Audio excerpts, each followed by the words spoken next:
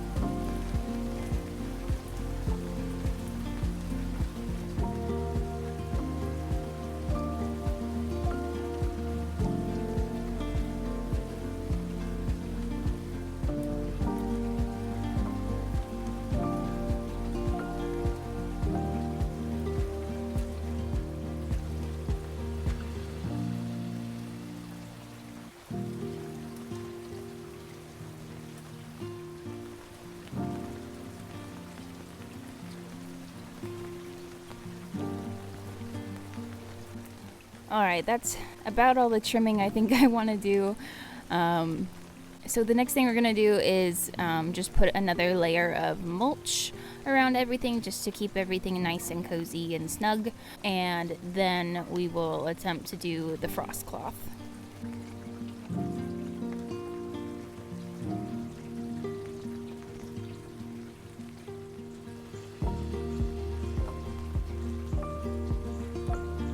Okay, so the first one we're going to do is the flower bed because that's going to be the easiest. I'm going to be repurposing the frame that I built for shade cloth in order to put this frost cloth over it. And yeah, this is the frost cloth I got.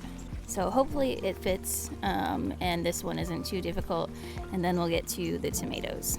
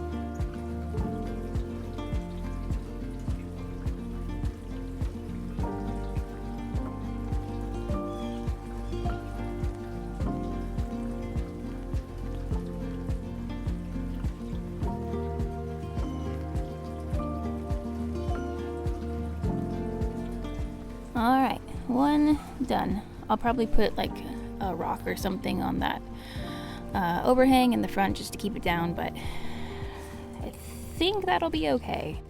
Okay, now the tomatoes. So the frost cloth that I got is 6 feet by 50 feet. It's the largest one I could find. So I think I'm gonna have to like wrap it around and then try to secure it. I really don't know how this is gonna work. So I have some large poles that I'm gonna put in this bed here to help keep it a little bit off the plants, but I mean the alternative is the plants die anyways, so anything that I do is not gonna, there's not gonna be a worse outcome. So we'll see how this goes. I'm probably gonna look very goofy, but I always look goofy.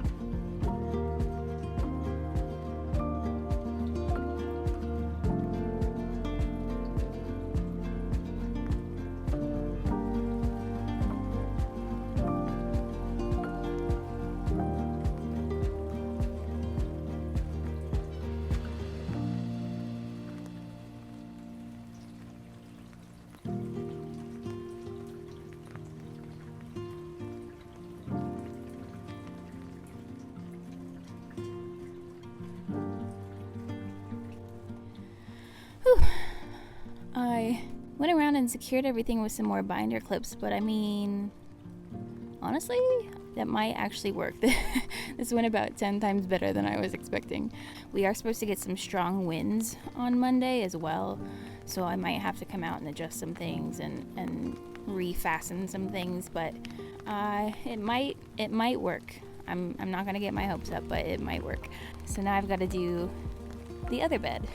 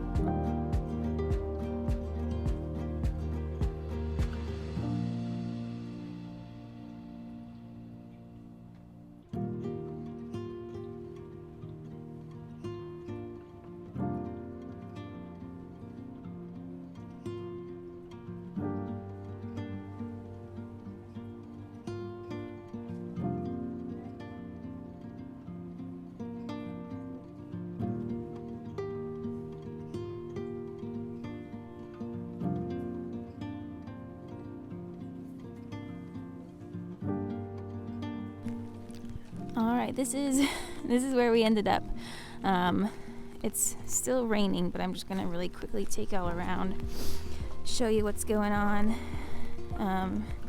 So this is fine in the cold. That's gonna be fine. This pepper is going to die, but it's not looking great anyways. I'm gonna bring the lemon tree inside later in the week before it gets too cold. Everything over here is just gonna be unprotected, and it does what it does. I'll be fine.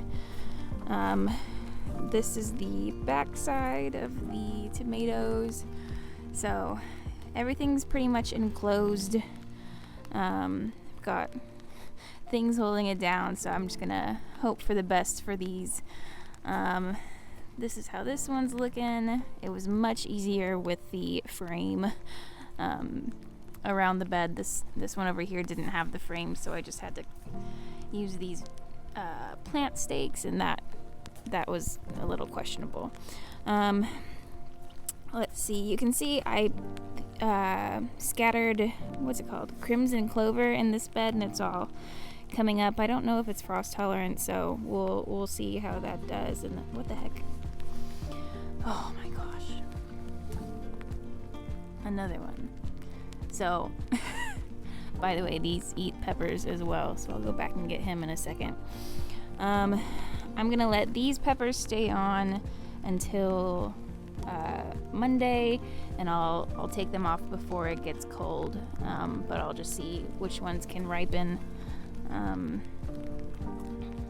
then the plant will die in the freeze, but that's all right.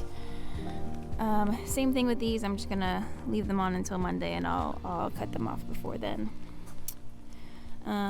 These are all frost tolerant, so they should be fine. It's a really great season for mushrooms. I've had so many mushrooms. The fig tree I'm gonna bring inside as well, along with the eucalyptus. These are just gonna be uncovered. These are gonna be uncovered. And this is the garlic. So it's actually starting to pop up. The left side are the ones that I soaked before planting, and those are all of the ones that are popping up before the right side. So whether or not that's gonna result in better garlic when I harvest, I don't know. We'll see. These are gonna be uncovered. That's kale, that'll be fine. And then this pepper is probably gonna die as well. But that's what we're looking like. So yeah, I will check back in later and let y'all know how everything did this week, but that's where we're gonna leave it and hope for the best. So thanks for watching, and I'll see y'all next week.